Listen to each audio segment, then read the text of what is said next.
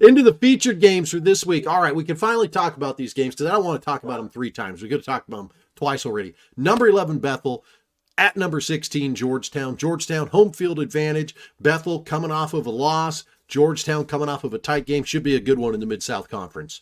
This game, Georgetown's got to prove themselves. I mean, it's time. We know how great the coaching staff is and Coach Oliver. We know the tradition. They're at home in Central Kentucky. This is a game that they need to prove themselves and play Tiger football. So I'm looking closely at this one, and I think we've just seen Georgetown just kind of like almost like treading water all year. And it's time for them to take another step and be, the dominant team in this conference. And what a great opportunity this Saturday. And Bethel, basically, you could take everything that you just said and reverse it over to Bethel Sure, and say the same absolutely. thing. They've kind of treaded water this year. Coach Jasper got a heck of a staff. Got Jay Bright as the offensive coordinator, former head coach, and a former, great NAIA quarterback for the University of the Cumberlands. You've got Bethel trying to figure out where they're going to go. Well, this is a prove-it game for both of them. And obviously, either Georgetown will remain undefeated in the Mid-South Conference, or we'll now have a bunch of one-loss teams, and that'll mean Bethel gets a little bit of an advantage out of the rating there. KCAC, we mentioned it earlier. Evangel going to Friends. Friends has kind of played a cardiac kid sort of schedule. They hit a field goal to beat Kansas Wesleyan. They returned a blocked field goal to win their game this last week against Southwestern, and now they're going to be getting Evangel at home. Both teams undefeated. This is for kind of a true who's in the driver's seat in the KCAC game. Yeah, no doubt. I mean, I'm sure you'll agree with this, Jason. It's not going to get an at-large team in the playoffs this league. Yeah. They're going to get the conference champion, and I think that's it. Would you agree? Yeah. With where they are kind of the standings at this point.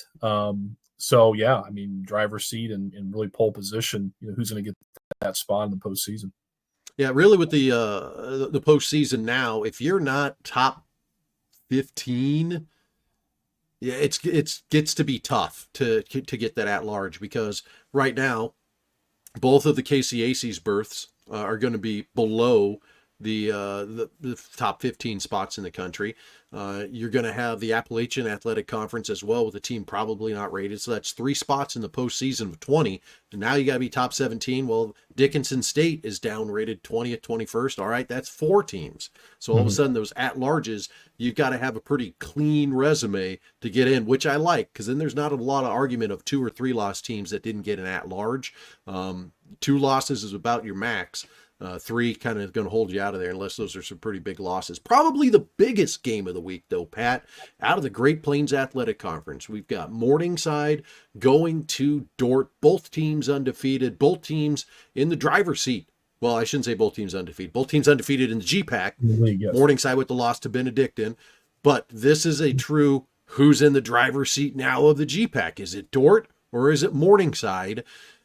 Going to be a good one. Looking forward to it, man. Yeah, this is your neck of the woods, your kind of your conference that you played in, and Dordt beating Morningside last year, right? Late in the season, I think was the last game of the regular season, or maybe the second to last week. It was late in the year, I remember. I think later even than this game was.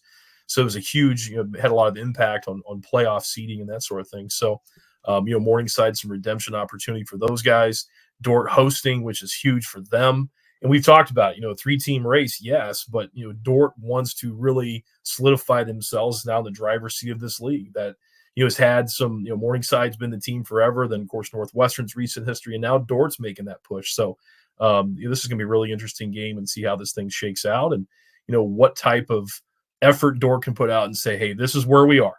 We're doing everything we can, and we beat a Morningside team again this year. This is where we are, and we're a legitimate top 5 team.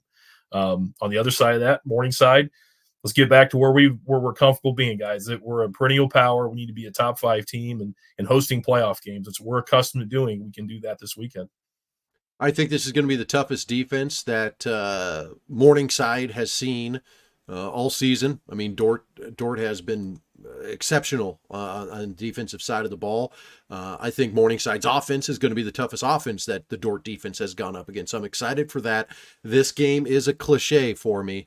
It's really going to be what the game is going to be won by the team that does not turn the ball over. Dort does not have a high-powered offense to make up for mistakes that they make offensively. They're going to have to come away and get a legitimate victory without turnovers. If Morningside goes out and puts up 600 yards passing but throws 3 picks, guess what? I think Dort's going to win this football game. Mm-hmm.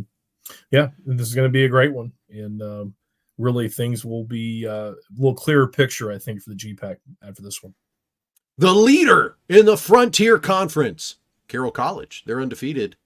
They're at the top of the Frontier Conference standings, despite not being rated. This will be the opportunity for them to say, hey, don't forget about us. Everybody seems like they forgot about us this year. Forget about Dre. We start playing that music. That's our era. Yeah. Anyway, Carroll College undefeated, playing at College of Idaho. College of Idaho, the home team, you kind of lean towards them, but this is a game where Carroll can put themselves on the map and get into the discussion. Yeah, lying in the weeds. And they had the non-conference loss to Montana Tech. However, that makes sense. They're going to play again later in the year. Yeah, whatever. Okay. But here we are, a conference game. And Carroll's kind of laying in the weeds for a while, no doubt. They've not had that big marquee matchup until now. And like you said, the home teams have prevailed thus far. So it's going to be interesting, but at the same time, I think Carroll this has been marked on their schedule for a long time about really, having an opportunity to make a national splash. And I think this is going to be a dogfight. I mean, I would be surprised if it was any other way.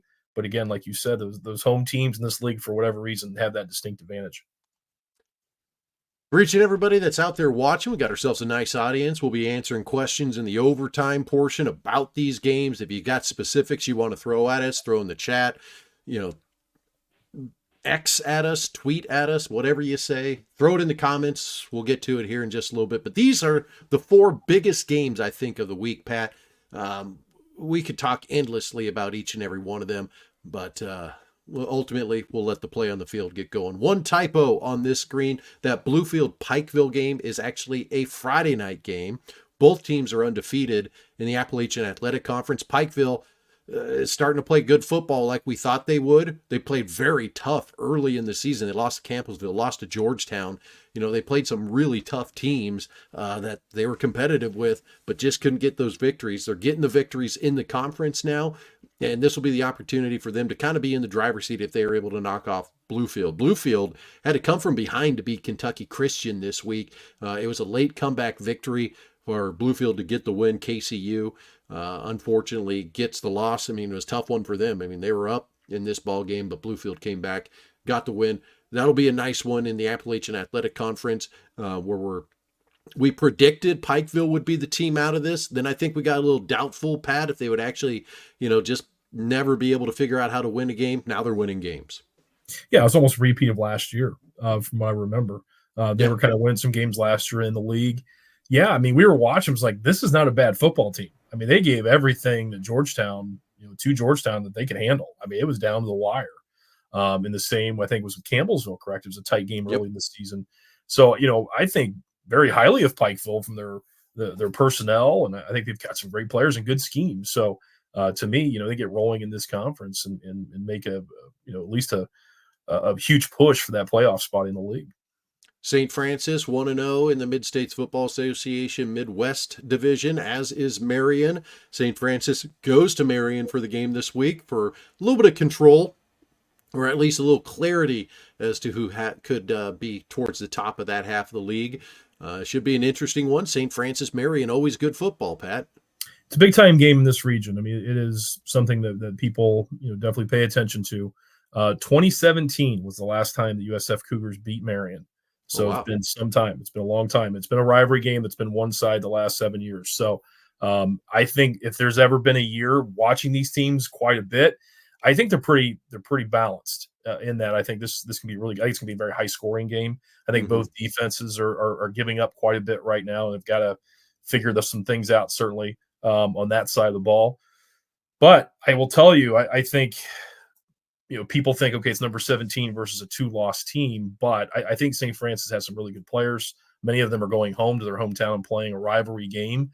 I can tell you right now, my dad and Coach Karras will be both frothing at the mouth for this game because it's a trophy game in this great rivalry. So I think this is going to be one of the better games of the weekend. I do, just because of the scenario and the rivalry, and knowing very well the history of that rivalry. So I think it's going to be a really good one to keep an eye Yeah. on for sure. Yeah, it's a game that I've been able to experience in person a couple times, way back when the Victory Sports Network was doing the College Fan Sports Network, and we were doing the game of the week. We did a game of the week broadcast between Marion and St. Francis at game at St. Francis, and that was a baller burner. That was very early in the program history for Marion, 2006, 2007. They were just really starting to get things going there with Coach Karras and company. So love it. Love the rivalries. What's the trophy? Is there a name for it? Is it named after It's the called the interstate? Franciscan Bowl because they're both Franciscan universities. So it's a Franciscan. Well, Ooh, it's actually a pretty cool trophy. It's a football on top, and it's got both schools' logos on it. So it's a cool centerpiece for the coaches' offices, and the Knights have had it since 2017. So yeah, it's a big deal. It is, and it's the same recruiting base, Jason. I mean, it's yeah. identical. You know, the net that is cast in the Midwest that these schools overlap constantly. So I will tell you, it's a game that matters, certainly. Mount Marty is at Concordia. You might be saying, why do we care about this game? Well, Mount Marty is 4-3. They've challenged and beaten a lot of decent teams in the Great Plains Athletic Conference. Concordia had the win against Northwestern. They're sitting at 5-2 right now. Concordia cannot lapse. If Concordia wants to potentially creep themselves up and get themselves an outside shot, they cannot lose a game like this. And Mount Marty has got 4 wins this year. They've got a winning record. This could be a real, feather in their cap to potentially, head towards an above 500 record for a very young program here. So that's one to keep your eye on. Another one, Rocky Mountain at Montana Tech. We got to talk about games in the Frontier Conference.